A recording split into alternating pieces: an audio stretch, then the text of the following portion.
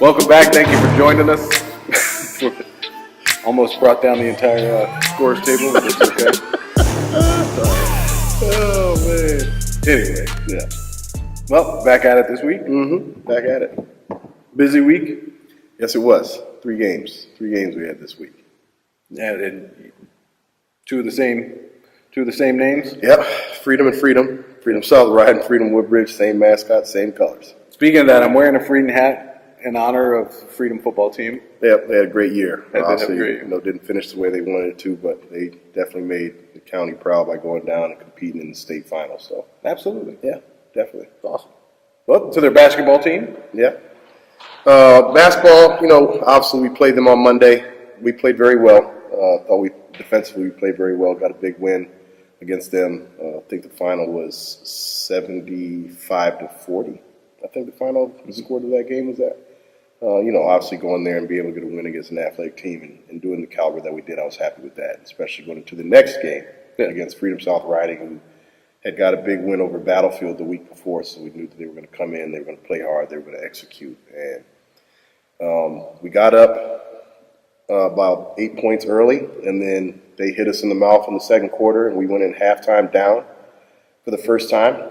Got to see how guys were going to react to a little bit of adversity. We came out in the third quarter and did a great job of guarding without fouling. The second half, we only committed 6 personal fouls for the half, which is great. I tell our kids all the time, if we can play without fouling and can move our feet and do a good job with that, it's going to be pretty hard for teams to score, and especially if we hold them to one shot. We did that in the second half. We were tied at the end of the third quarter at 42, and then in the fourth, we were able to make some plays down the stretch and pull away and get that win 66-54, I want to say the final score of that game was. And then we had Forest Park Friday, a great team win, all-around win, another big win for us. Final score, I think, 70-37. Really locked down defensively, and a lot of guys everybody got in the game, everybody scored, so that's always a good game to have. Right. Mm-hmm. Well, now, you said your first time being down at the half. As a coach, I'm sure you don't ever want to be down. Right.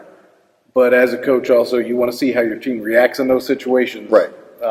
So how is that for you? How do you like getting that out of the way early in the season? Yeah. Or do you want to kind of dominate throughout? Like, what's easier for you? The easy answer would say that you want to dominate everybody, but at some point in time, you're going to run into somebody that you're not just going to be able to dominate. So to be able to see that adversity in a game where we're on the road against a good basketball team and we're able to come out in the second half and play the way that we did is good to know, because we're going to have a lot of tough games, and I try to schedule tough games for us to play in tough environments. Obviously, like I said, we're going to travel down and play it in the beach, and it's going to be a different sort of environment against a very good Cox team that I want to say won the region down there last year. So if we can see stuff like that early and get an idea of who's going to make plays for us when we need the plays to be made, that's great to have. I don't want to be blowing everybody out and then all of a sudden we don't know how to react to an adverse situation. And so it's good to get that out of the way early. Well, I understand that, because, it's virtually the same thing. I coach a second grade basketball team once a week, so, we're virtually the same. You know what I mean? It's a lot of pressure. It is. I understand. So I understand exactly what you're talking about. Of course. How often do you have people that say stuff like guys that used to play or guys that coach like you? How often do guys talk to you to try to talk about basketball? It's interesting. I take my second grade kid to practice, and I try to just kind of be in the background and watch. I'm not that guy or that coach or dad that sits there and has something to say the whole time. Right. I don't want to be known as the person that's a coach, so everybody wants to come ask you questions about what you should do with a second grade basketball team. So it's a lot about me. It's absolutely. A lot of times, it's like I said to him, we met with a lot of those coaches before the year, and I said, guys, everybody has a lot of great ideas, and this, it doesn't just stop at that age level, high school, college. Everybody has a lot of great ideas. I want to do this, I want to do that. Just coach the fundamentals. Right. Just get them used to being able to catch the ball and shoot the ball. I have to address something before we move any further. Okay. We had somebody photobomb us twice last week. I think the funny thing is I saw him move into the bleachers, and I was like, well, I don't mind it. I knew he was going to end up being in the shot, but it was hilarious seeing it and watching him sitting up there as it was going on. Well, you know what? I mean, he's really supposed to go to Patriot. So he's just letting everybody know now who he is. Yeah, that's okay. That's all. Just want to get comfortable in his surroundings. I mean, he's got a little bit of confidence. Just a little bit. A little bit.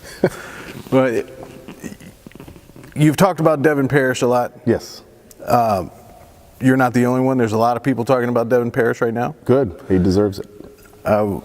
You said over the summer he took huge leaps in his game. He did. What have you seen? How have you seen his game grow from the end of last season to this year? I think the biggest growth that he has had is just his overall confidence in his abilities. A lot of times what I try to tell players is trust the work that you've put in.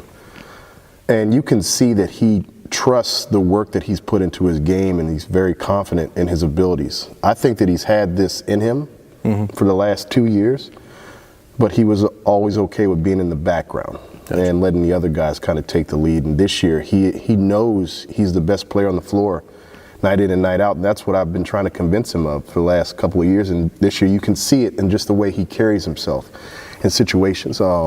It was funny, I know that obviously people don't get to see it, but in practice, with us having the depth that we have, there's going to be times where the second team, and you don't really call them that because I think we have a lot of kids that would start at other places if they weren't here, but they were kicking the crap out of the first team in the first drill.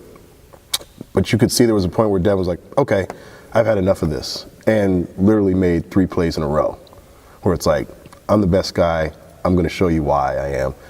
And that's great to see because we have a lot of guys that have that mindset now. Yeah. It's just some of them you have to remind it. It's just be a little bit calm in it. But I like to see the fact that he's taking that and doing that. In the Freedom South Riding game, in the first quarter, there was a stretch where he made 3 great plays in a row. He got to the basket, got his own rebound, put back, stole the inbounds pass, made a great move, layup. Next time down, dribble drive, assist for an open 3. And those are the type of plays where I was saying I was worried about who was going to be our run stoppers. And he's making plays like that. Hagen Van Diver obviously has been making a lot of plays for us as well. Yusuf Salih obviously offensively hasn't probably gone the way that he had envisioned to start the year. I think he's playing great. He's leading us in assists, which is amazing for a wing player to be doing. And then Jakai's round himself into shape and doing some things around the basket. And it's just, we have a lot of guys I feel like that are doing what we were hoping that they would do. And then the guys coming off the bench are doing a great job. Griffin Flanagan is another one that has had a great start to the year, and Zach Blue. Those guys coming off the bench, be able to make shots and guard has been big for us. I think people who haven't seen you, I think they're going to be surprised by your depth. Yeah. I think that's one thing. I think I told you last week, I was surprised by it when I saw you guys. Coming off of last year, you had a couple of guys that were heavy, that carried a heavy load, but when you look at the team this year, it's a lot more balanced. It's a lot more, just a lot more deep. Right. And I told you this when I said it, and at the time you just kind of nod and you're like, yeah. But I said, people are going to think I'm crazy for saying this, but we are probably going to be better than last year. Yeah. And I know losing what we lost, everybody was like, this guy's insane. It's one of those coaches just talking about his program and wants everybody to talk. I really tried to not do that because it's annoying for people to make up stuff and just have the coach's rhetoric of just trying to say things. And when I was looking at our roster and how it was shaping up and looking at them over the summer, I was like, we're going to be better than what we were because we have a lot of guys that can play. Right.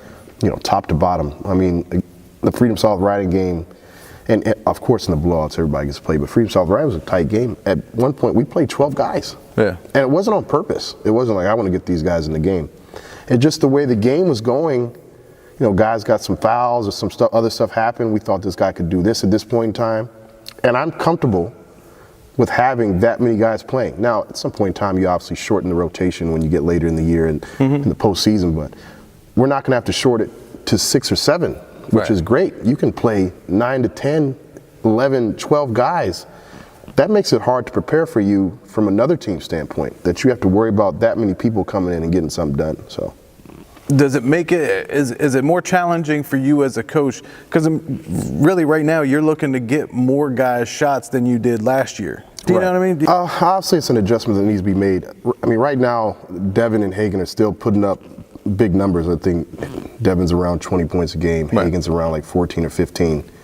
But like I said, we have a lot of different guys that can put the ball in the basket. As Ja'Kai gets in a better shape, obviously, he's going to be able to put a little bit more points in the basket. But it's not something where it's like needed. But we know that we can go other places with it. I mean, one of our best scorers isn't even playing right now because he's dealing with an elbow issue, and that's Trey Simpson. He's probably one of the best scorers on our basketball team, and he's sat out the first 5 games. So to have that type of depth and to have those type of guys that can come in, the best thing about it is that guys are understanding their roles in that. They're not coming in trying to do too much because they're super talented. They're fitting in with what we're trying to do. And obviously you have different plays that you run for certain guys to try to get them looks.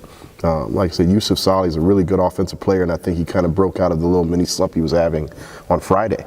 But he hasn't been overly pressing to try to show his offensive talent because it might not fit what we're trying to do as a whole. Right. And so it's good to have that. It's obviously difficult to try to find ways to get guys the ball when they should have it. But if we're playing good basketball, if we're moving the ball, if we're, not to be cliche, but playing the right way, the ball usually finds a person it needs to find in those situations. Let's talk a little bit about you always hear about coaching fraternities and stuff like that. I know in football, there's a lot of times that coordinators, like they'll talk to each other to prepare for games. Like there's coordinators that'll help other guys out when they prepare for games. Right. How much camaraderie and talking is there amongst basketball coaches in Northern Virginia? Like how can you call up a guy and say, hey, I just want to talk to you and run this by you? Yeah, I talk to Mac over at Forest Park all the time. Like, we hang out together, I talk to Anthony Mills all the time. He's down at Forge. Those are guys that I talk to the most. Most of the coaches are pretty open to talking about things. Courtney over at Woodbridge, good guy to talk basketball with. So, and then Rocky Carter at Osborne, I just talked to him last night a little bit. So everybody's open to talking and just kind of talking through things and seeing, not necessarily telling exactly what you're doing because you have to play each other, but talking about things and situations and why it might help out and things of that.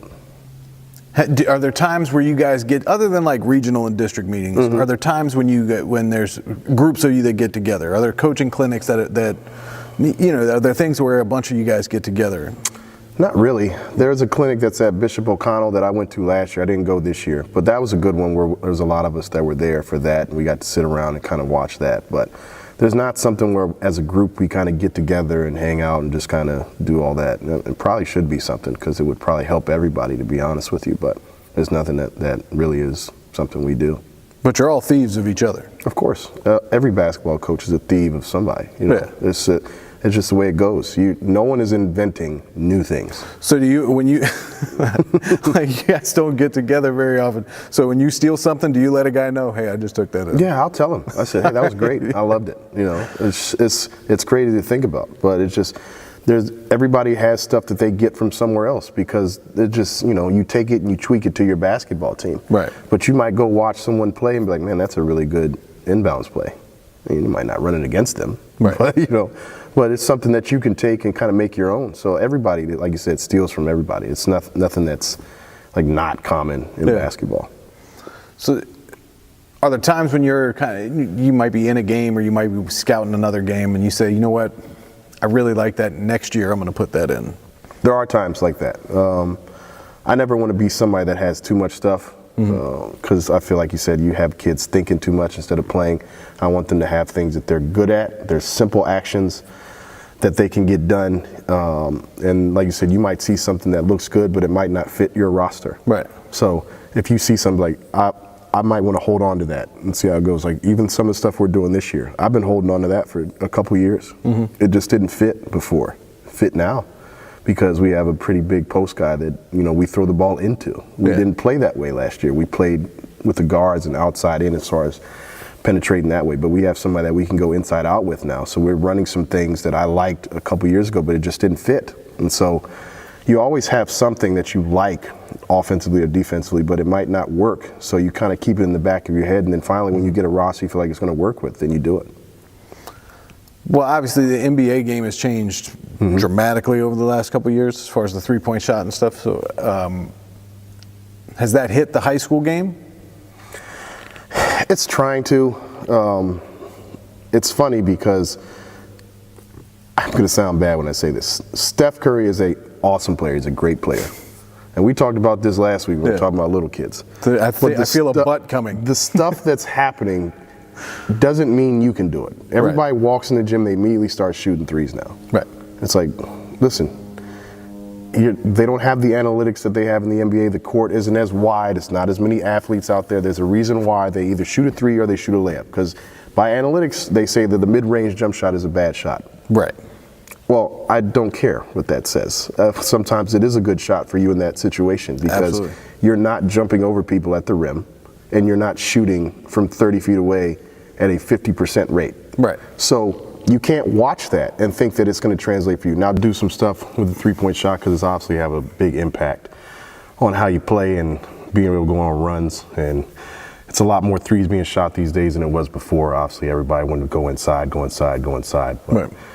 We're not going to rely on it by itself because, you know, you live by the three, you die by the three. Not to bring up an old coach's cliche, but you can't live that way in high school. No. You got to get inside. You got to get to the basket. You got to get to the foul line. So, well, it's pretty easy to get to the foul line for some people here in high school. Right. Everything's pretty much called, but like you said, the mid-range shot. If you shoot 60% on the mid-range shot, but you shoot 30 from the three-point line, I'm sorry, but that mid-range shot is a much more efficient shot. I'm a big fan of the mid-range shot. I think that it's a good shot to shoot because everybody's running at you at the three-point line anyway. So if you can take one dribble and pull up before the help comes, and they step up on you trying to get to the basket, I think that's a good shot to take. I know, like you said, analytics of the NBA, and they say it's probably the lowest percentage shot to take, but all I know is that Michael Jordan averaged 30 a game for his whole career, shooting a lot of mid-range shots. So a lot of mid-range shots. Right. Yeah. So going into this week, what did you see from your team this past week that you kind of want to retool? Not as busy a week this week. Right. So what do you kind of want to work on in practice to get ready? We need to be better from the foul line. So we just talked about that. We don't want to leave opportunities there, especially in tight games where we're not stepping up and knocking down foul shots. We need to be better on the glass as far as finding guys and boxing out and doing that. And I think that we can talk more defensively. As active as we are, I feel like we're not loud enough. And if we're doing that on top of being extremely active, then that can be nothing but beneficial for us. Are you a superstitious person? Yes. Yeah. I hate to say it. I don't like to be, but I am. I sit in the same seat on the bus every trip. I've used the same marker every game since we've started. I try not to be, but it just gets the best of me. What are you going to do when the marker runs out? I'll just be sad for a little bit, and then I'll just have to find another one, and then I'll blame it on the marker running out if something bad happens. That's what I do. What do you have a certain meal? Do you have a certain pregame routine? I'm not that bad as far as like I have to eat the same food. Thank goodness, because I feel like I would get tired of it. But one of the weirdest things I think I ever did is not so much as a coach, but as a player. It happened on accident, and I did it for the entire season because it happened on accident. When I was a sophomore in high school, I used to wear 2 pairs of socks because it's before the elite socks and them being thick enough. So I wore 2 pairs of socks. I put on the second pair before putting on the first pair, not thinking. And so I had to take it off, put it on, and put it back on again because I had to fix it. Well, I had a really good game. So what do you think I did for the rest of the year? I had to put the socks on wrong, take them off, and put them back on again.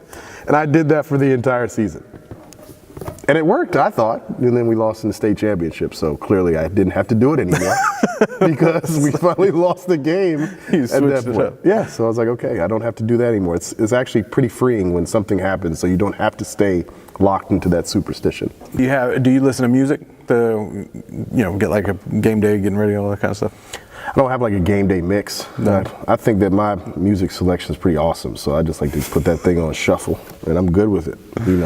I like it, so I might watch some TV on my phone. There's nothing other than where I sit. There's nothing about that I have to do like each game day. I don't have to have a certain food or anything. I just have to sit in that seat. So But the thing about it is I couldn't sit there on the last trip because the bus driver had like, little crates in the seats that were strapped in there. So I actually didn't sit in the same seat.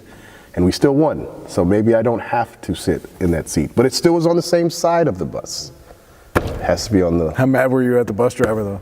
I thought about asking her to move it. I really did. I was very close to asking her to move it. And I'm glad that the game went well and I didn't have to worry about that because I sat there for a second thinking, can we move this? And I didn't. So I let it go. I was proud of myself.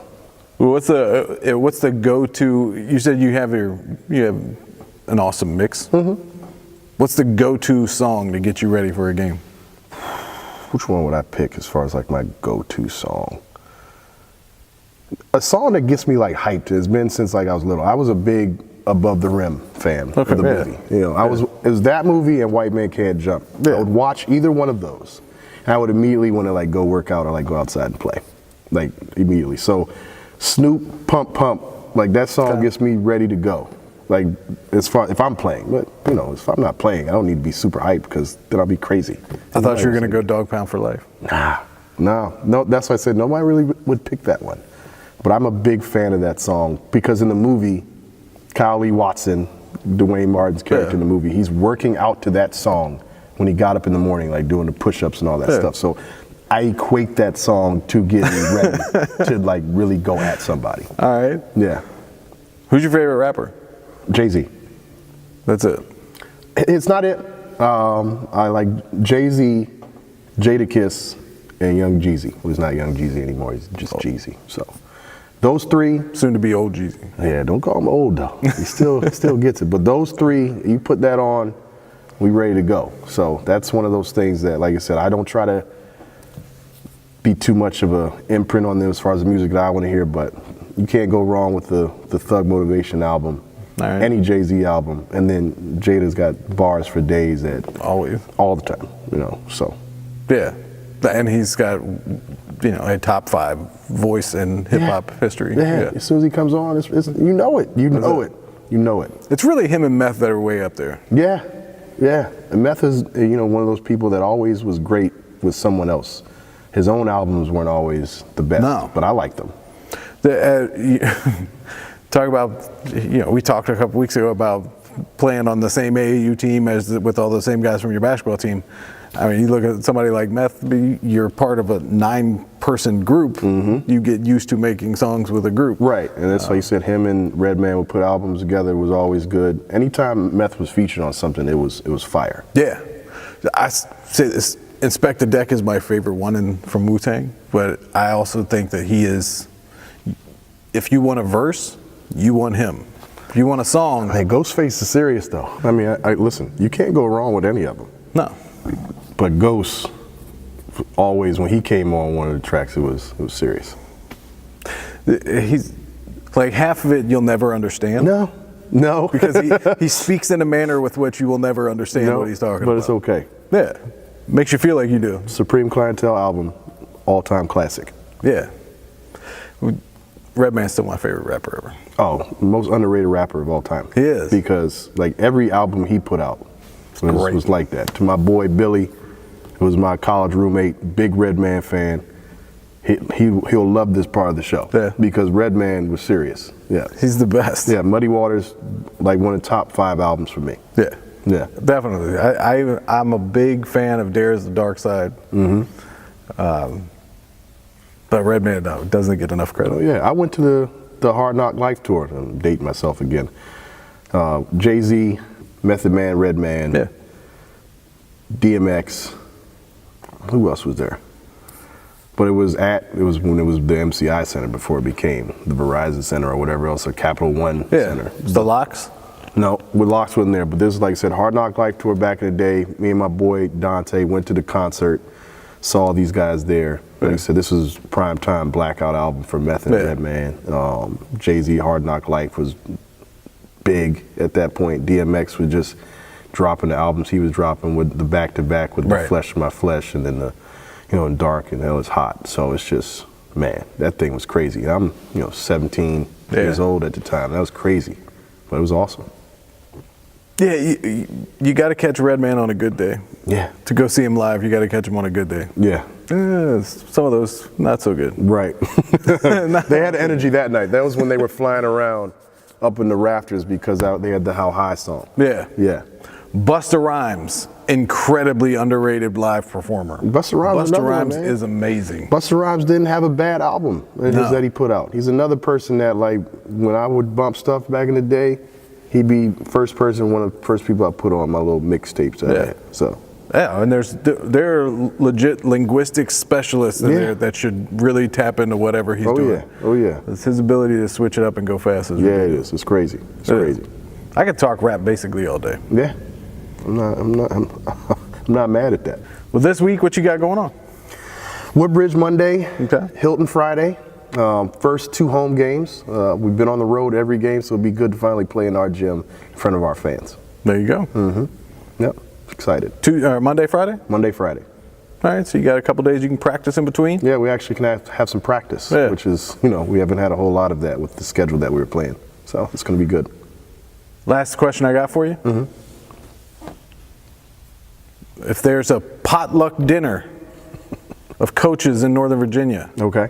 what coach is bringing the best dish? What coach thinks he is, but it's actually terrible? I'm confident in myself. I think that I knew that would come. Listen, I'm telling you, I feel like I throw down. And you can ask people that have eaten my food if it's this case. I think that I would bring the best dish. Okay. I think I would. All right. Are you going to ask me what it's going to be? No. Okay. No, because I think a lot of options up there. And that's why I want you to rest on that, because I don't want you to tell me. I just want to eat it. Got it. Whatever it is, I just want to eat it. I got you. Don't even tell me, just surprise me. Hey, listen, you got to do what you can do well. You can't come out there just trying to impress people doing something that you've never made before. No, because I'll call you out if it's not good. You have to. You have to tell the truth. Now I need to get this done. You all heard it here. He's got a dish that's coming my way. Listen, I'm going to get it done. Like I said, I watch all those shows, Barbecue Pitmasters, everything. Do you? Food Channel. Yeah, I love it. It's time consuming, man. We talked about food last week. I went to the grocery store immediately. Did you? Yes.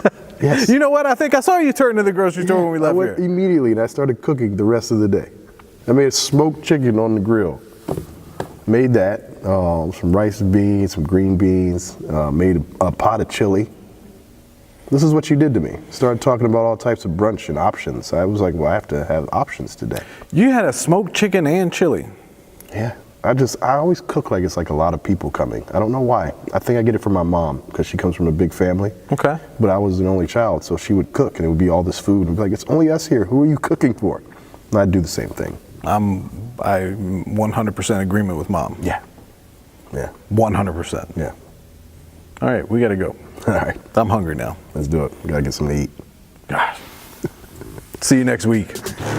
I am hungry now.